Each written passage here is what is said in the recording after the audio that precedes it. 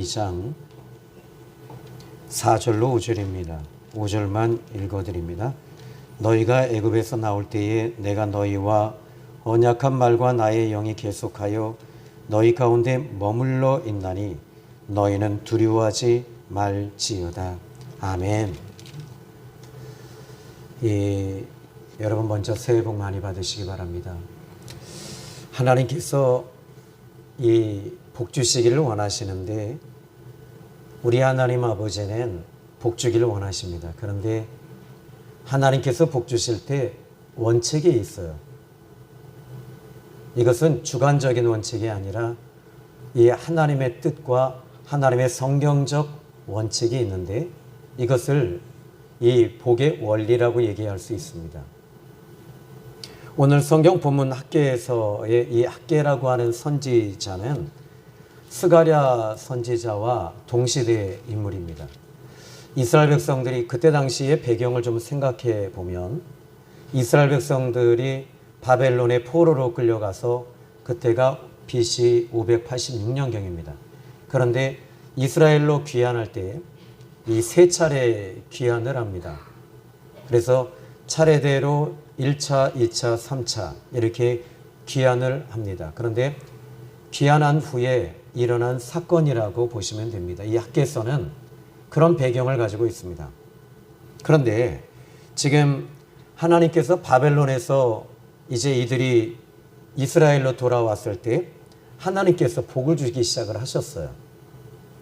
에스라서 1장 6절 또 역시 이제 그 에스라 선지자나 느헤미야 이 에스라 선지자 같은 경우는 그 역시 포로로 귀환한 후에 쓰임 받았던 이 선지자입니다. 그는 제사장이기도 했고요.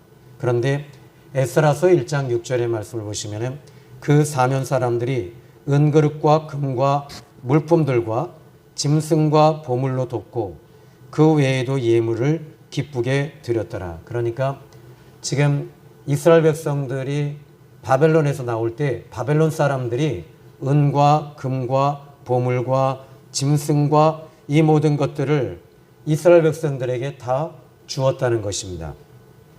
그런데 이 일들이 어떻게 가능할까요? 하나님이 도와주시고 하나님이 허락하시니까 그들의 마음이 감동이 일어난 겁니다.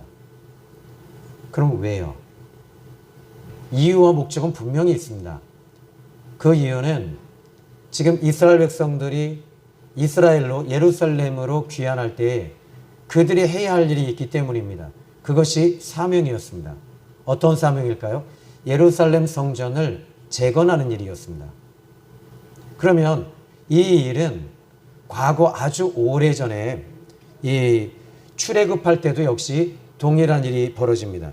출애굽기 12장 35절로 36절의 말씀을 보시면 이스라엘 자손이 모세의 말대로 하여 애굽 사람에게 은과 재물과 의복을 구하매 여호와께서 애굽 사람들에게 이스라엘 백성에게 은혜를 입히게 하사 그들이 구하는 대로 주게 하심으로 그들이 애굽 사람의 물품을 취하였더라. 자, 지금 애굽에서 이 이스라엘 백성들이 나올 때 애굽 사람들에게 이스라엘 백성들이 이 은과 금을 구하는 것입니다. 물품을 구했습니다. 그런데 그들이 다 주는 거예요. 그런데 왜? 이유와 목적은 이겁니다. 이스라엘 백성들이 430년 동안 고된 노역과 또 품삯을 그들이 다 뺏었어요. 안 주었습니다. 하나님이 한순간에 갚아주신 것도 있지요. 그러나 그것을 보면 성경의 깊이를 보지 못하는 겁니다. 이유는 광야에 들어가서 바로에게 이 모세가 항상 했던 이야기가 있습니다. 이 이스라엘 자손들을 하나님 앞에 제사하는 것이 목적이라고 계속 이야기를 했습니다. 그러면 광야에서 그냥 제사를 드립니까? 아닙니다. 번제를 드려야 되는데 그 번제를 어디서요? 바로 하나님의 성막입니다. 전에 이제 그 강문호 목사님이라고 이 성막을 실제로 그 좀 축소해서 지으셨는데 이분이 축소해서 지은 이 성막을 한 30억 가까이 들여서 좀 지으셨어요. 근데 강문호 목사님을 좀 이제 만나서 이야기를 좀 나누고 함께 이제 목욕을 하면서 이야기를 했습니다. 그런데 이 하나님이 당신에게 주신 사명이었다는 거예요. 그런데 희한하게도 이 성막을 지을 때 30억에서 30억 가까이를 이렇게 드릴 때 희한하게 하나님이 채워주시더래요.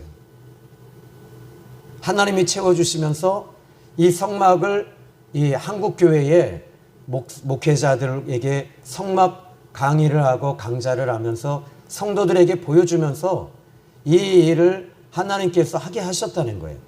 그리고 나서 그 성막을 짓고 나서 목사님은 물론 그때 당시에도 강동구 송파 지역에도 교회가 크게 지으셨어요.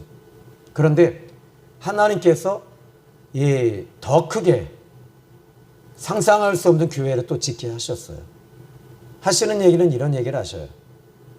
하나님 뜻대로 움직였더니 하나님께서 상상할 수 없는 교회에 축복을 주셨더라. 이렇게 얘기를 하시더라고요.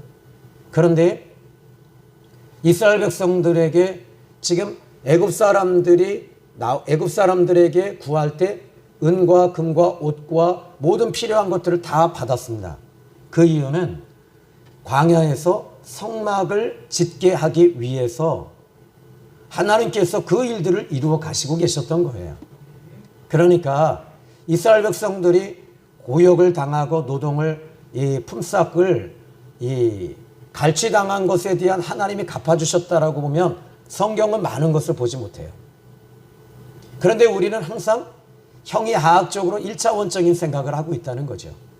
여러분, 우리는 어제 송구영신 예배를 드리면서 이제 한 분 한 분 다 기도해 드릴 때 저도 생각하지 못한 일들이 이 송구영신 예배 때 일어났어요. 그리고 다 기도해 드리고 나갈 때 이것이 말씀 잔치였구나. 어제 우린 천국 잔치가 우리가 음식을 놓고 함께 음식을 이것이 아니라 말씀을 나눠 먹었던 거예요. 그리고 하나님의 은혜와 영이 이 자리에 계속 머물러 계셨어요. 그래서 새벽 1시까지 제가 그 하나님의 은혜의 각성이 계속되어져서 잠을 좀 깊이 못 들었어요. 그리고 나서는 확신이 하나 오는 것이 있어요. 하나님이 우리 생명의 샘 교회를 정말 사랑하시는구나. 우리 성도들을 정말 아끼고 계시는구나. 하나님께서 우리 성도들을 이제 복을 주시겠구나. 이런 생각이 들어요. 자, 지금 오늘 이제 이 본문의 말씀을 보니까 1장 2절의 말씀을 좀 보죠. 이 백성이 말하기를 이제 만군의 여호와가 이같이 말하여 이르노라. 이 백성이 말하기를 여호와의 전 건축할 시기가 이르지 아니하였다 하느니라. 이렇게 말합니다. 지금 이스라엘 백성들이 바벨론에서 나올 때 은과 금을 지금 가지고 나온 건 사실입니다. 그런데 이스라엘에 귀환한 후에 그들은 돈이 들어갈 일이 너무 많은 거예요. 왜? 70년 동안 예루살렘과 이스라엘 자체가 농사도 짓지 아니하고 관리하지 아니한 상태였기 때문에 돈이 들어갈 일도 많았고 할 일이 정말 많았습니다. 그 가운데 그들은 지금 아직 하나님의 성전을 건축하기는 아직 이르다라고 생각을 하고 늦추고 있었던 것입니다. 그들은 제일 먼저 먹고 사는 문제가 그들의 삶이 먼저였던 것입니다. 이것은 오늘날에도 마찬가지죠. 이건 누가 뭐라고 할 수 있겠습니까? 왜냐하면 먹고 사는 문제가 1차원적인 생존 법칙이 먼저잖아요. 그런데 생존의 법칙이 먼저임에도 불구하고 하나님께서는 6절에 이렇게 말씀하십니다. 자, 먼저 3절입니다. 여호와의 말씀이 선지자 학개에게 임하여 이르시되. 자, 먼저 지금 학개라고 하는 이 선지자에게 하나님의 말씀이 임하였습니다. 학개는 하나님의 말씀이 임하였던 이 학개를 한번 생각해 볼까요? 그는 비운 사람이었습니다. 맑고 청명하고 깨끗한 사람이었습니다. 하나님께서는요, 맑고 청명한 사람에게는 하나님의 말씀이 주어지기 시작을 합니다. 예수님께서도 팔복에도 말씀하십니다. 마음이 청결한 자가 복이 있단다. 그들은 하나님을 본다. 오늘 저는 여러분들이 마음이 청결해지시고 청명해지셨으면 좋겠어요. 그러면 하나님의 음성이 들려져요. 그리고 말씀을 듣는 중에 그 말씀이 내 심령, 내 영혼 속에 들어오기 시작을 합니다. 그런데 이 학개에게 하나님의 말씀이 임했고, 그런데 이 사항이 지금 예루살렘 성전을 재건하는 이 문제가 얼마나 중요한 문제였는가에 대해서는 하나님께서 스가랴 선지자 동시대 인물이었던 이 스가랴 선지자에게도 하나님이 또 말씀을 주시는 거예요. 말씀을 주실 때 이 스가랴 선지자에게는 환상을 주시며 말씀을 주십니다. 스가랴 선지자도 역시 마음이 청결한 사람이었습니다. 비운 사람이었습니다. 이 자기의 심령을 비운 사람들에게는 하나님의 말씀을 담을 수가 있어요. 하나님의 말씀을 담을 수 있고 하나님의 음성이 들려지기 시작해요. 이 스가랴 선지자에게 스가랴 4장 1절로 2절, 지금 그에게는 이 등잔대가 보이기 시작하면서 이것이 무엇인지 아니라고 물어보십니다. 그랬더니 스가랴 선지자 모르겠다고 얘기를 해요. 그때 이것은 두 등잔은 무엇을 의미하냐면 하나님의 성전을 상징하고 있었던 거예요. 그때 하나님께서 말씀하십니다. 이제 성전이 재건되어질 것이다 라고 했을 때 이게 도저히 불가능한 거예요. 이스라엘 백성들이 가지고 있는 물품이나 이스라엘 백성들이 가지고 있는 인원이나 그들이 가지고 있는 모든 것들을 통틀어 보니까 불가능한 문제입니다. 그때 하나님께서 스가랴 선지자에게 이렇게 메시지를 주십니다. 한번 따라해 볼까요? 이는 힘으로 되지 아니하고 능으로 되지 아니하고 하나님의 신으로 되느니라. 아멘. 성령이 그들에게 임함으로 하나님께서 그 일을 이루어 가시겠다는 거예요. 그리고 첩경을 평탄케 하라, 이제 이렇게 말씀을 하십니다.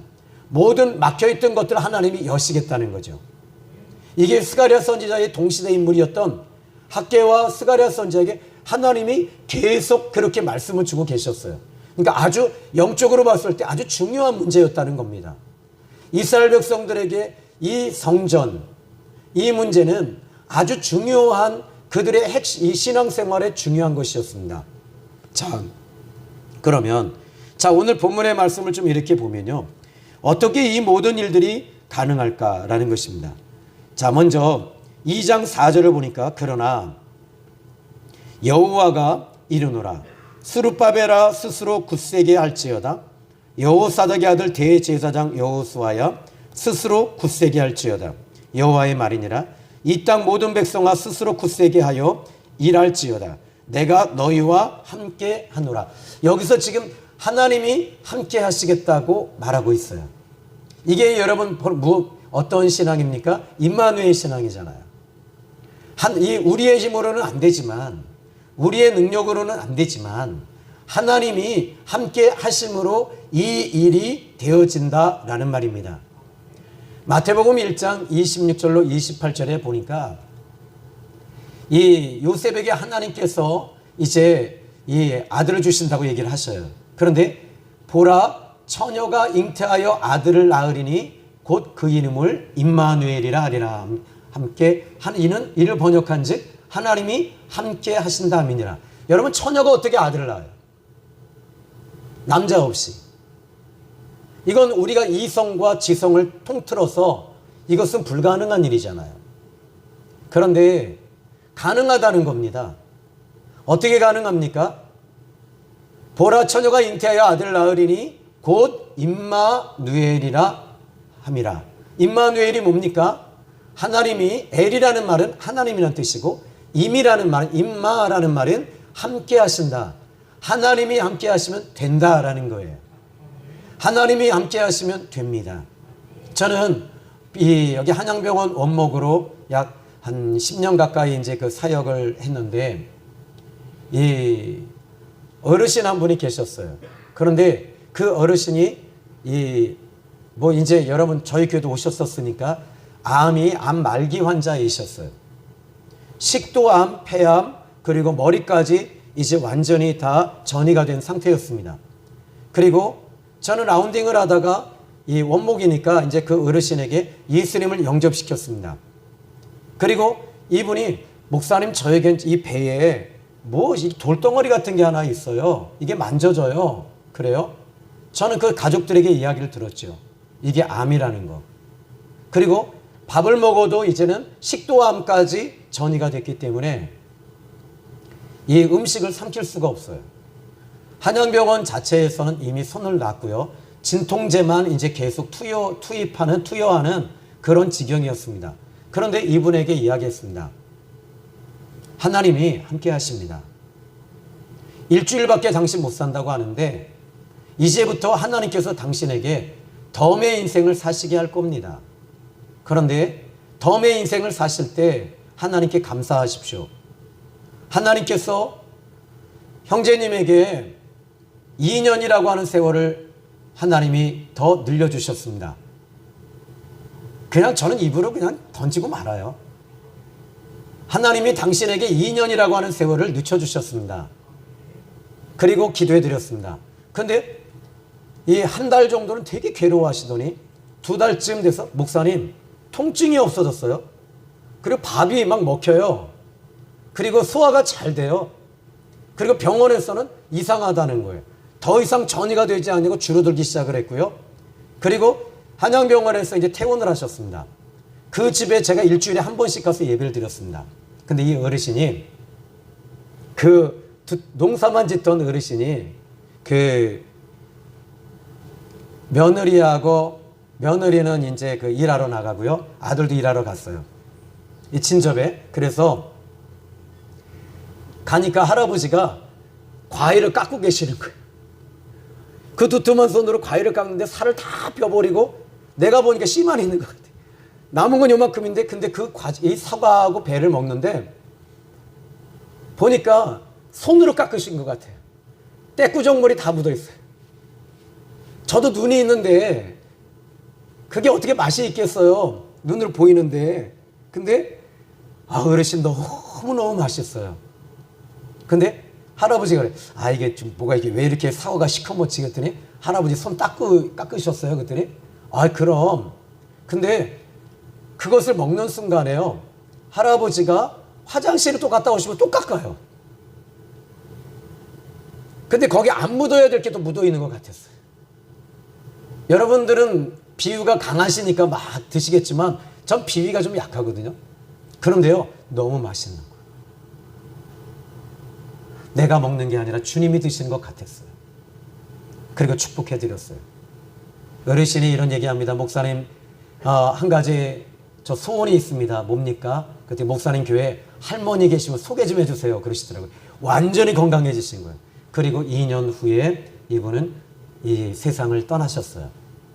재작년이죠. 작년이죠. 재작년에. 그런데 그 여정을 보니까 그리고 이 시간을 이렇게 살펴보니까 딱 2년이라고 하는 세월을 그렇게 더 하나님이 살게 해주셨어요.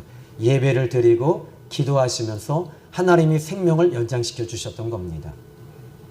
자, 임마누엘이라고 하는 것이 그것입니다. 하나님이 함께 하실 때 처녀가 아들을 낳는 것은 불가능한 일입니다. 그런데 하나님이 함께 하심으로 이 일이 가능하다라고 말씀하고 계시는 거예요. 자, 먼저 그들의 삶을 한번 생각해 보죠. 그들이 이제 이 이스라엘과 예루살렘에 귀환하여 돌아왔을 때 6절의 말씀 본문 보니까 너희가 많이 뿔릴지라도 수확이 적었고 많이 먹을지라도 배부르지 못하였고 마실지라도 흡족하지 못하고 입어도 따뜻하지 못하고 마실지라도 흡족하지 못하며 입어도 따뜻하지 못하며 일꾼이 삭슬 받아도 그것은 구멍 뚫어진 것처럼 넣음이 되느니라. 9절로 껑충 뛰죠. 너희가 많은 것을 팔았으나 도리어 적었고 너희가 그것을 집으로 가져갔으나 내가 불어버렸느니라. 만군의 여호와가 말하노라. 이것이 무슨 까닭이냐. 내 집은 황폐하였으되 너희는 각각 자기 집을 짓기 위하여 빨랐음이니라. 먼저 해야 할 일을 뒤로 밀어버린 겁니다. 그런데 이 10절과 11절의 말씀을 보니까 학개 선지자가 이렇게 하나님의 말씀을 전할 때 좀 예민한 부분이거든요. 상당히 이 부분에 대해서는 예민한 부분이에요. 그들은 어떤 태도를 보였는가 한번 생각해 보는 거죠. 12절 말씀을 이제 1장 12절을 한번 제가 읽어드릴 테니까 들어보십시오. 스알디엘의 아들 스룹바벨과 여호사닥의 아들 대제사장 여호수아와 남은 모든 백성이 그들의 하나님 여호와의 목소리와 선지자 학개의 말을 들었으니, 자 이제부터입니다. 이는 그들의 하나님 여호와께서 그를 보내셨습니다. 백성이 다 여호와를 경외하매. 여기 경외한다라는 말을 시브림 말로 보니까 야레라는 단어를 쓰고 있어요. 근데 이 야레라는 말은 두려워한다라는 뜻이었습니다. 그러면 학개를 통해서 하나님이 주신 이 말씀을 그들은 가볍게 여기지 아니하였고 하나님의 말씀으로 들었습니다. 그 이유가 어디 있을까요? 두 가지 의미가 있습니다. 첫 번째는요, 그들은 연단받은 사람들이었습니다. 어디에서요? 바로 바벨론에서 그들은 과거에 하나님의 말씀에 불순종했습니다. 하나님 말씀에 불순종하고 죄를 지었습니다. 그런데 그들은 그것을 몰랐어요. 그들이 그것이 옳다고 생각을 했어요. 그런데 그들이 그때 당시 바벨론의 포로로 끌려가기 전에 사역했던 선지자가 누구죠? 에레미야 선지자잖아요. 에레미야 선지자가 눈물을 쏟아가면서 계속 외치고 그 사무친 마음으로 하나님의 말씀을 선포하고 선언했음에도 불구하고 오히려 에레미야 선지자를 감옥에 가두고 매를 치며 오히려 궁창에 집어넣고 그를 가두었습니다. 오히려 에레미야 선지자를 비난하고 조롱하고 조소했습니다. 하나님의 음성을 듣지 않았던 것이죠. 오히려 하나님의 선지자를 무시하고 멸시했습니다.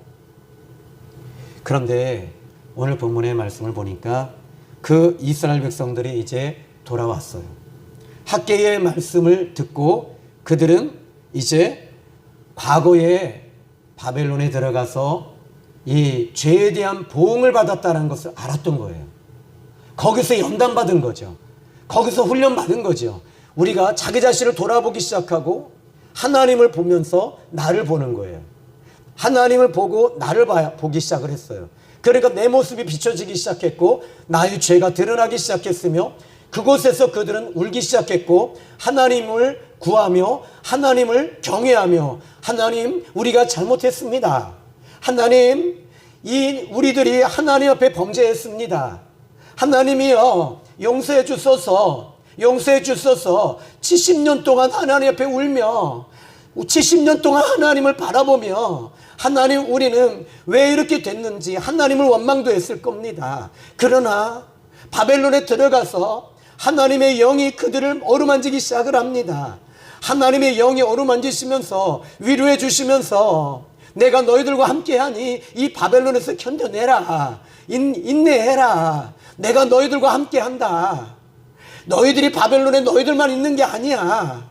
바벨론에 나도 너희와 함께하고 너희들이 울 때 나도 울고 너희들이 신음할 때 나도 신음하고 너희들이 매를 맞을 때 나도 매를 맞고 너희들이 통증할 때 나도 통증하는 거야. 이들이 하나님의 마음을 읽기 시작했어요.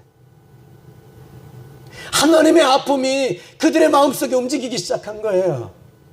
그리고 나서 귀환한 후에는 그들이 하나님의 이 말씀을 들을 때 황송했고 하나님을 경외하며 하나님을 사랑하며 하나님께 한 걸음 더 가까이 나오는 거예요. 그들은 어떻게 했을까요? 이제 이 학개의 선지자의 말씀을 들을 때 마치 하나님의 음성으로 들었던 것입니다. 왜냐하면 12절 하반절에 보니까 모든 백성이 그들의 하나님 여호와의 목소리와 하나님의 목소리와 선지자 학개의 말을 들었다. 이는 그들의 하나님 여호와께서 그를 보내셨습니다. 백성이 다 여호와를 경외했다. 13절 읽어보지요.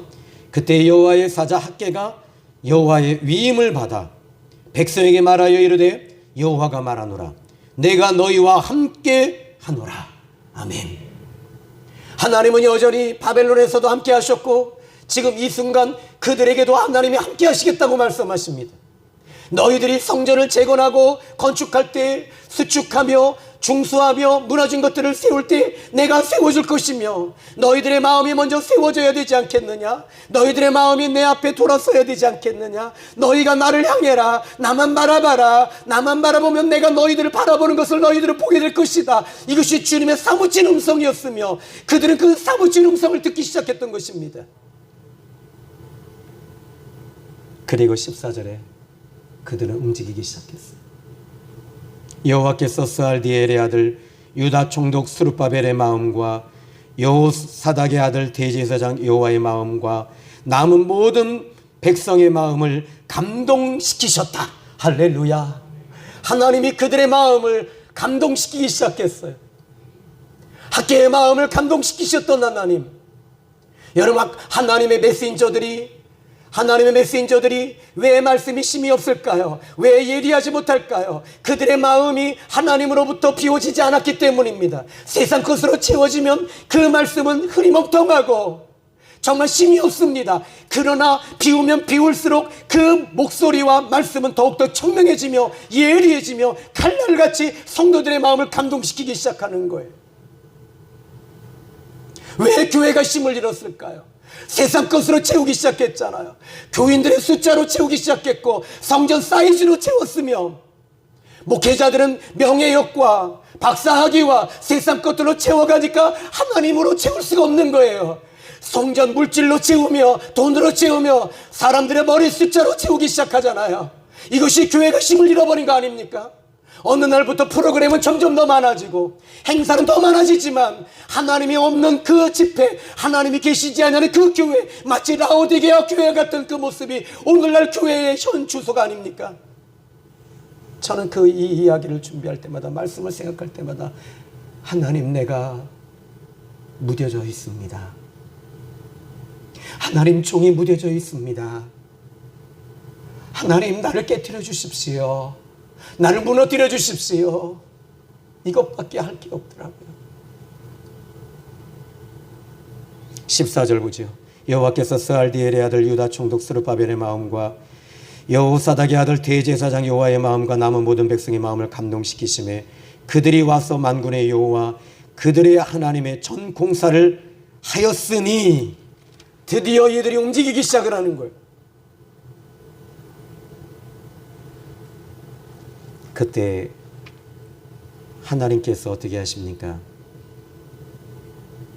오늘 다시 4절 볼까요? 2장 4절입니다. 그러나 여호와가 이르노라 스룹바벨아 스스로 굳세게 할지어다. 여호사닥의 아들 대제사장 여호수아야 스스로 굳세게 할지어다. 여호와의 말이니라. 흔들리지 마란 말이에요. 이 땅 모든 백성아 스스로 굳세게 하여 일할지어다. 내가 너희와 함께 하노라. 만군의 여호와의 말이니라. 5절입니다. 너희가 애굽에서 나올 때 내가 너희와 언약한 말과 나의 영이 계속하여 너희 가운데 머물러 있나니 너희는 두려워하지 말지어다. 하나님의 영이 계속 머물러 있다는, 우리 생명의 샘 교회에 하나님의 영이 머물러 있음이 느껴져요. 그리고 보여져요.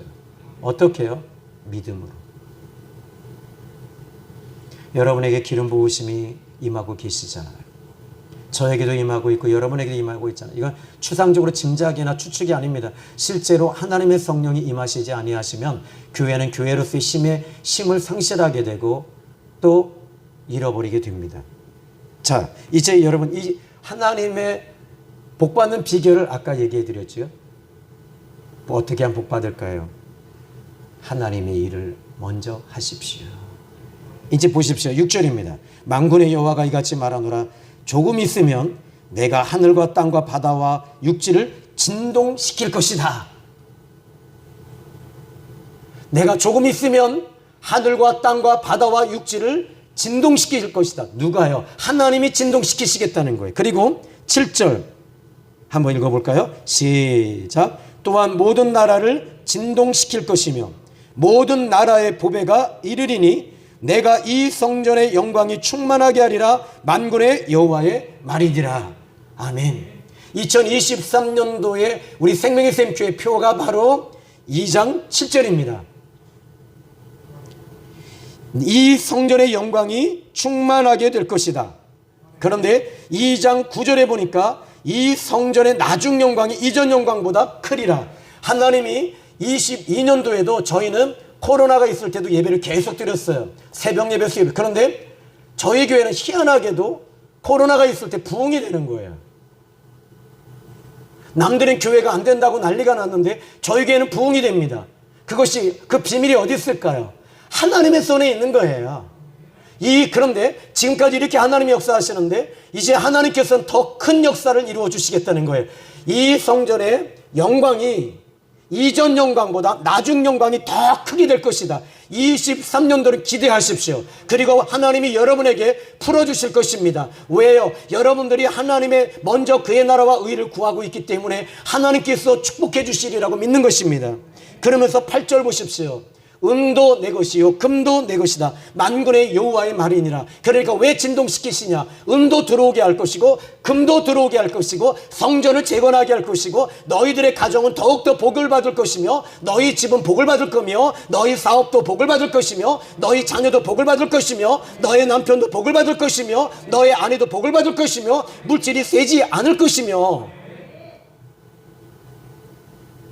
그리고 하나님께서 저는 근데 2장 19절 한번 이제 읽어보면서 말씀을 정리하겠습니다. 우리 다 같이 한번 읽어볼까요? 시작. 곡식 종자가 아직도 창고에 있느냐?